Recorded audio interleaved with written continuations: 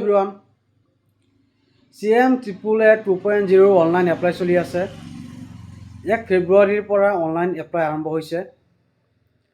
আগতে কেৱল ৰেজিষ্ট্ৰেশ্যনহে কৰা হৈছিলে। এতিয়া এই এপ্লাইত আপোনাৰ বহুত ডিটেইলছ দিব লাগিব আৰু প্ৰজেক্ট আপলোড কৰিব লাগিব। প্ৰজেক্টটো যিমান ভালকৈ বনাব, একুৰেটলি বনাব, সিমানে আপোনাৰ বাবে ভাল।